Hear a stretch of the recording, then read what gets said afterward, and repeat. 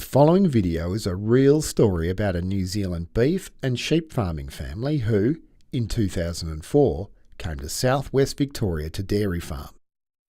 Bruce and Lynn Newton and their children, Julia, Tim, Sam and Brendan, started their dairy farm with 350 cows on 484 acres. Tim has chosen dairy farming as a career and is now married to Jess, who, with their son Jonathan, live on a newly acquired neighbouring property of 380 acres. The herd has grown to 750 cows, producing around 580 kilograms of milk solids with a split calving starting February and August. They built a 50-unit rotary in early 2008. Tim runs the herd and feeding program, while Bruce oversees staff and development of the farm. Lynn, amongst other jobs, rears calves and does the books. Jess is a newcomer to dairy farming and was hands-on prior to Jonathan's arrival. She now takes a secondary role in supporting the family business. They're assisted by 2 full-time employees, as well as a part-time milker. Like any other family business that involves family members across generations, the challenges for the Newtons in planning for the future are about changes in control and ownership. For Bruce and Lynn, it's about how their inputs will change as they get older, and for Tim and Jess, it'll be about growing their stake in the business, eventually taking on all the operational responsibilities and ultimately farm ownership. This video addresses how the Newtons are going about this process and highlights some of the challenges that they face. The People in Dairy website module, Planning for the Future, has a number of tools and resources to assist dairy farm businesses with similar challenges. There are downloadable templates for documenting the way forward and examples using the Newton family for demonstrating how these can be used. So Bruce, you and Lynn came over from New Zealand to Australia dairy farming back in 2004. Can you tell me why you thought that the move to Australia was the one you wanted? Well, at the time we sold the farm. Tim had just finished his degree in agriculture, and we wanted to farm together as a family. We couldn't see how we could grow a family business by running a sheep and beef farm, so the logical move was to look into dairying, and Australia seemed to be the best option in that area. Certainly there were a lot of other farmers at that time coming over from New Zealand on the back of high land prices over there.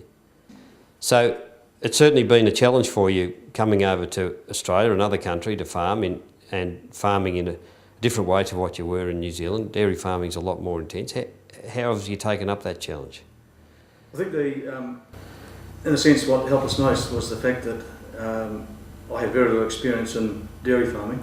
Tim had just had the theoretical background through completing a degree, and so the good thing about it, we were all involved in decision making and running it.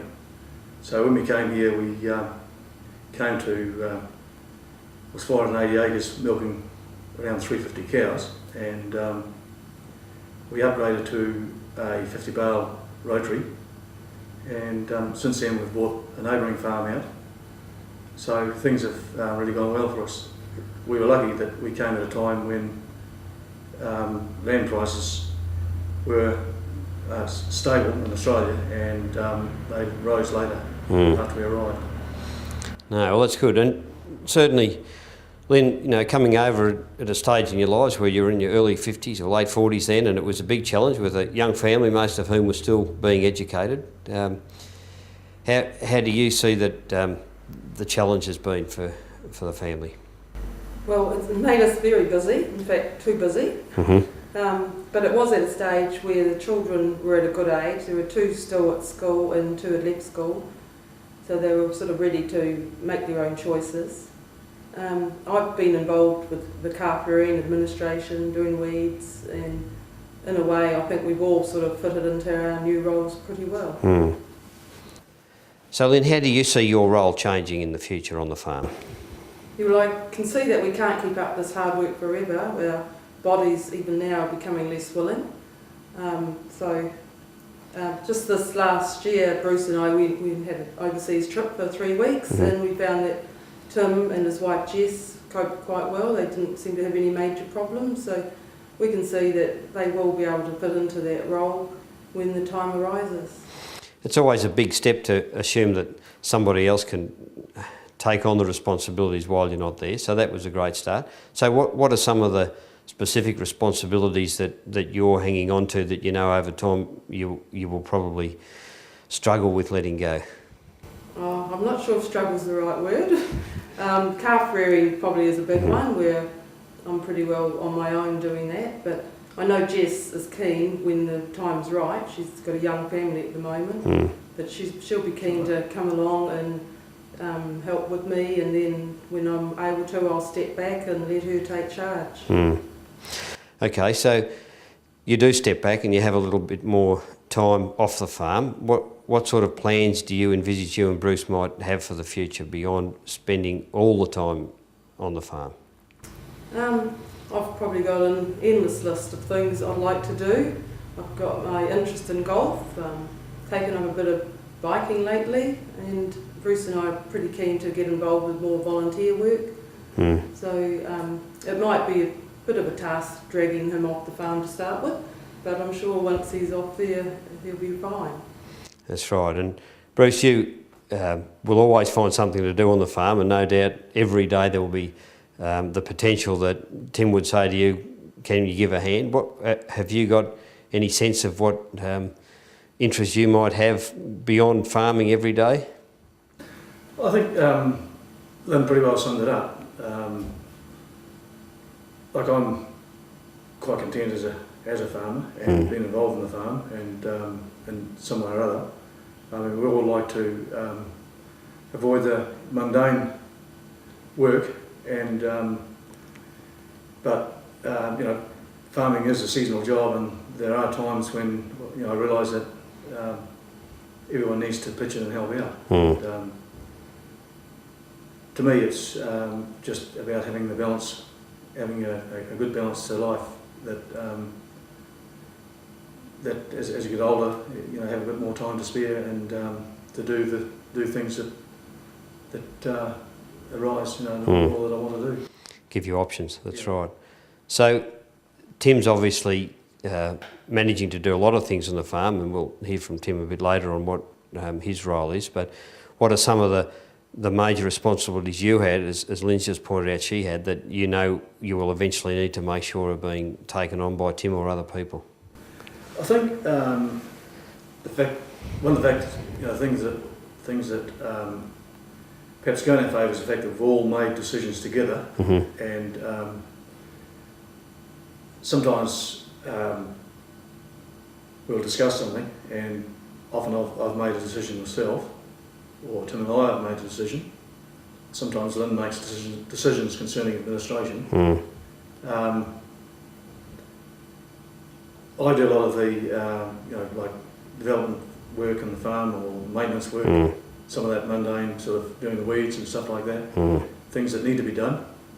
Anyone can fill my shoes doing that, but I think there needs to be a transition always in decision making, and I suppose probably more than anything else I'm involved in organisation of staff or things that need to be done, and so it's that area I'd have to need to step back from that and allow Tim to do more of that. So when I'm away, that means that he's in the deep end in that area, but everywhere else he's pretty much involved in as far as the dairy is concerned and running the cows, he's involved in that, and I have to ask him about what do we do and what's the next move. So he's got all that pretty well under control. And you've had your holiday away last year, as Lynn said, and things managed to tick along not too badly. One of the problems, of course, you have is this feeling of indispensability that eventually you need to recognise is not there. And needless to say, it's a process that over time Tim will give you more confidence that he has things under control, and it's not a matter of stepping away immediately. So, Lynn, what about the other family members? Where do they fit into the farm business at the moment? Well, at the moment they've all pursued their own careers, so and they're happy in doing that. Yes. Oh, that's good. And down the track now, we've got a business that obviously you two own yourselves, and that Tim works for you on wages, and we'll talk to Tim in a little while about how that's gone. But eventually now, do you see that the business can perhaps swing over to being one where Tim is actually one of the owners of the business?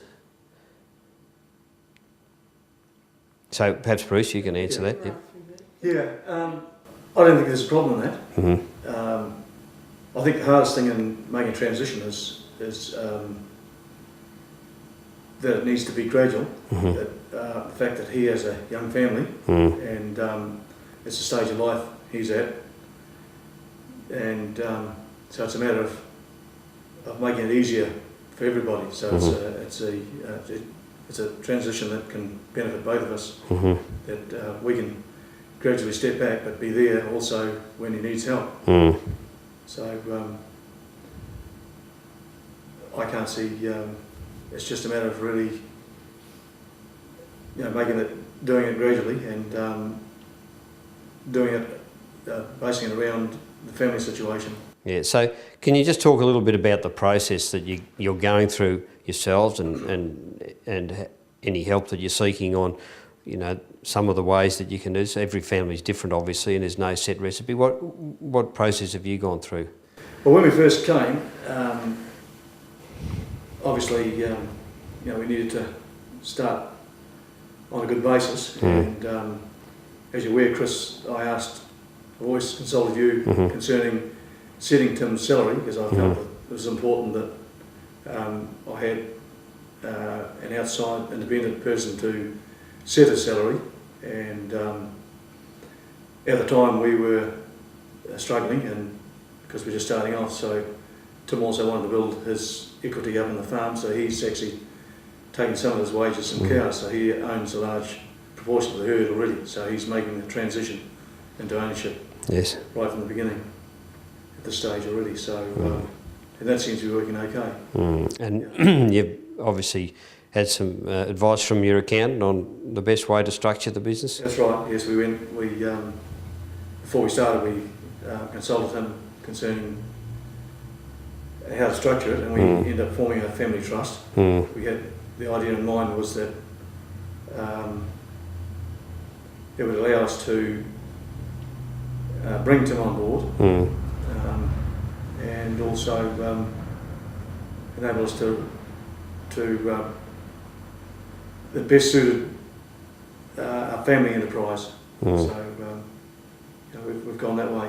It's good. So, Lynn, have you, obviously all these plans are things that you share between yourselves and Tim and Jess now that she's on the scene. How do the rest of the family become involved in all of these plans? Well, at the moment they're all pursuing their own careers, but I can see down the line if any of them did want to return to the farm, there's certainly going to be a need there, and sort of look at that when the time does arise. And have they ever expressed any interest in knowing what you're doing in terms of the plans and the business structures? Are they aware of what you're trying to do here?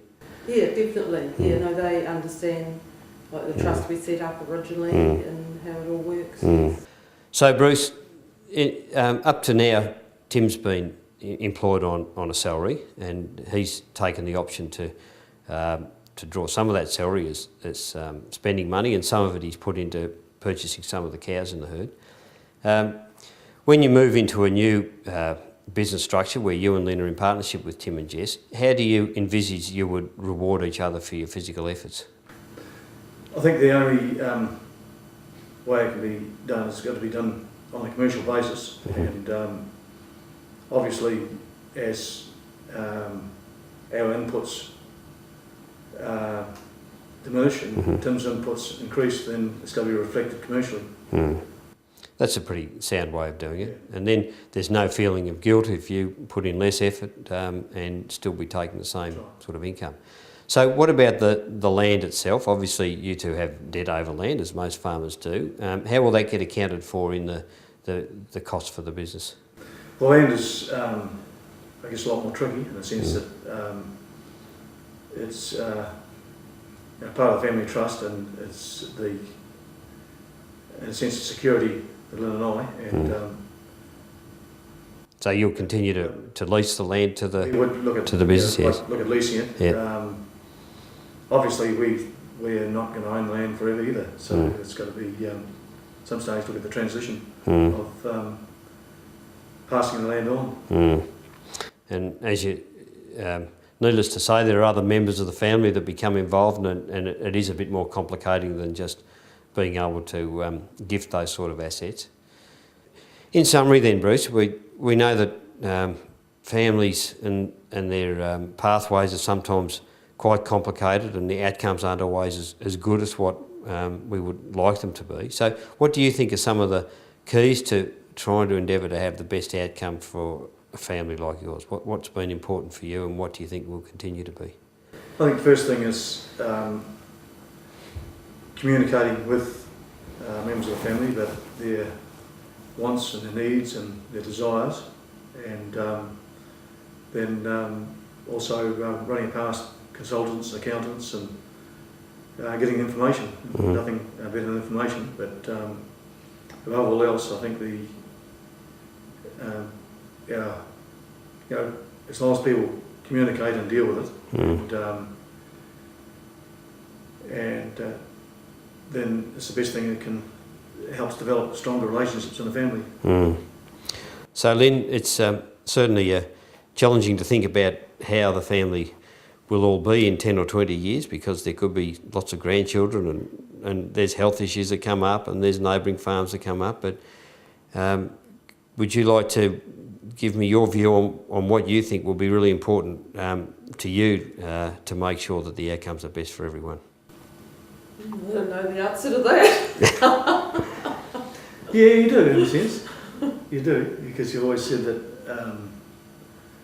you want to be fair, really. That's what you've already said. And yeah, you like to make sure that no one's really favoured over above, no one child is favoured over and above another. And yeah, and I can see that that's actually very hard on a farming, where one member of the family wants ownership of the farm. It's quite hard for the other